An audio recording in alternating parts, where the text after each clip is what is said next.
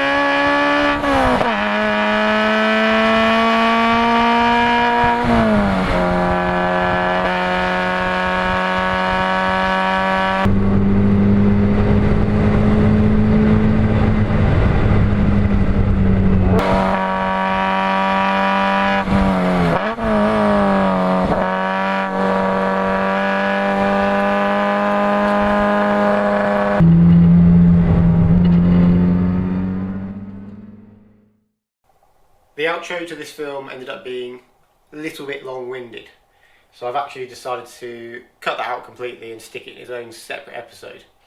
So if you enjoy seeing this face move this mouth a lot, tune in tomorrow when I'll upload that one. We should just end this one with some pretty pictures, so enjoy.